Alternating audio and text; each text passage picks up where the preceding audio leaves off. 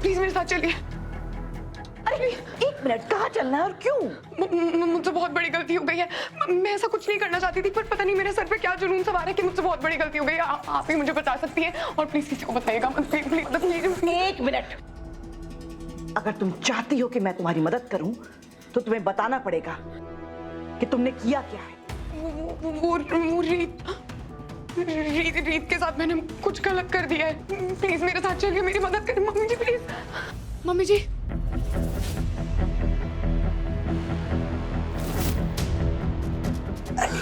मर गई क्या? हाँ? नहीं नहीं मम्मी जी, मैंने बस ऐसे डंडा मारा था, और वो भी मुझे मारना नहीं था, बस हो गया। मरी नहीं होगी, आई एम श्योर इससे कुछ नहीं होगा, प्लीज देखिए ना। अरे पता थोड़ी ना चलता है कब किसका बुलावा आ जाए। क्या पता इसका बुलावा आ ही गया? नहीं। एक मिनट, मैं देखती हूँ। माता रानी, आज मैंने जो उपवास रखा है उसके आशीर्वाद में इसकी जान लेकर मेरे दिल की इच्छा पूरी कर दूं।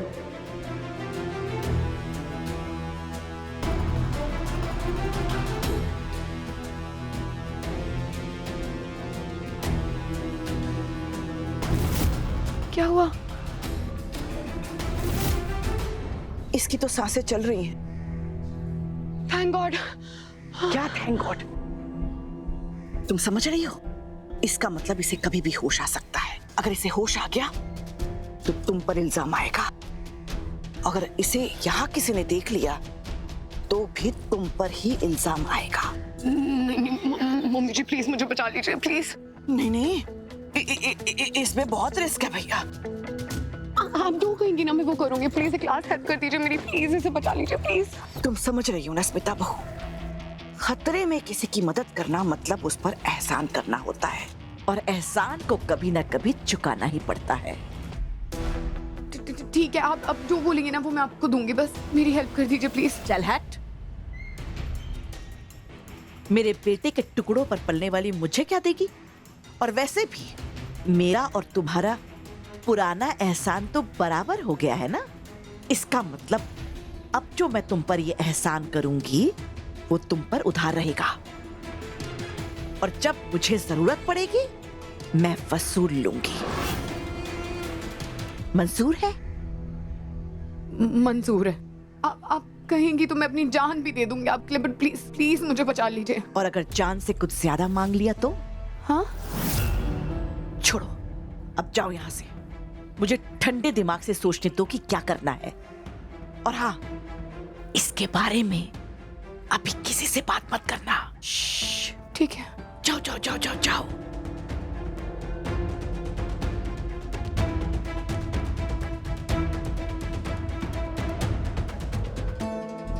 किसी ने सही कहा है, भगवान के घर देर है, अंधेर नहीं है। Thank you Mata Rani.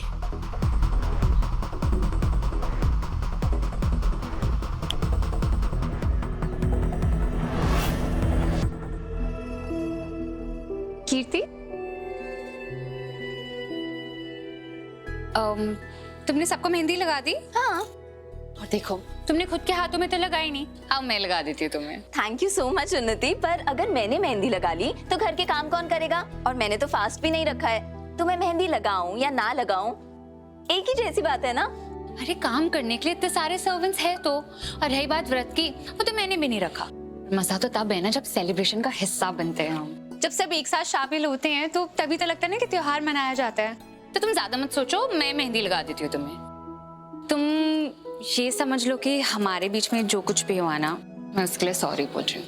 तो अब ये लड़ाई खत्म करते हैं, और दोस्ती का एक और मौका तुम दोगी मुझे, प्लीज? तुम ना थोड़ा दूर रहो उससे दुश्मनी ना लो तो अच्छा है। आपको पता है, मैं विश्वास रखती हूँ दूसरों को एक दूसरा मौका देने में, तो हमारी दोस्ती तो फिर से हो ही सकती है। परफेक्ट, आओ। अच्छा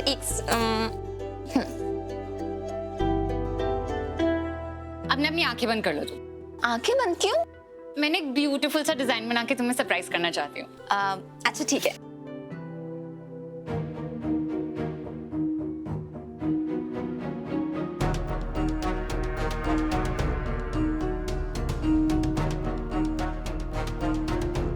हो क्या? मैं आईज खोलूं?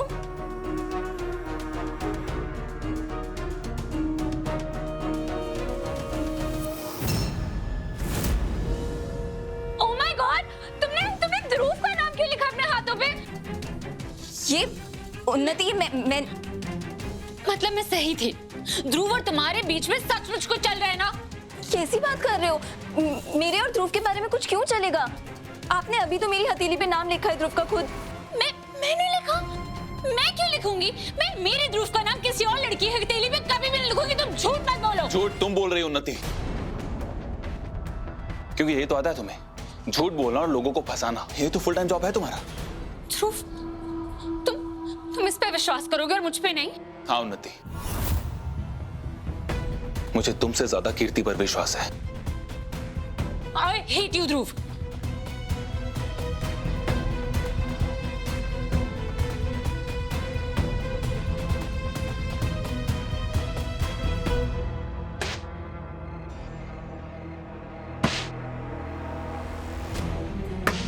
ये महानता की मूरत बनने का नाटक करना आप बंद कर दें, क्योंकि ये वो दिया है जो उसी इंसान का घर जला देता है जो उन्हें रोशन करता है।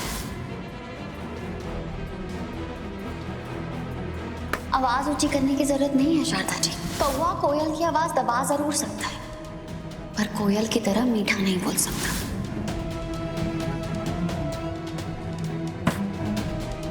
घर में स्थापित दुर्गा माँ की आरती करने का हक घर की मालकिन का होता है, आप जैसी घुसपैठिया का नहीं।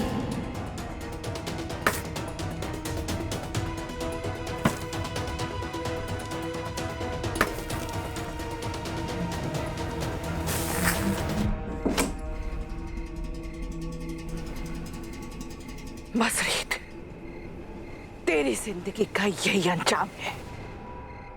पता है, मैं खुद को रोकना चाहती थी, तुझे बचाना चाहती थी, लेकिन तू हर रोज हर पल मेरे दिल को चुभती रही, मुझसे मुकाबला करती रही। मेरे पति के सामने, मेरे बच्चों के सामने, पूरे समाज, पूरी दुनिया के सामने मुझे बेइज्जत करती रही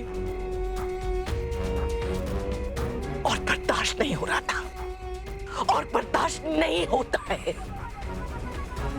बस तुम्हारी कहानी यही खत्म हुई, और अब मैं सुनूंगी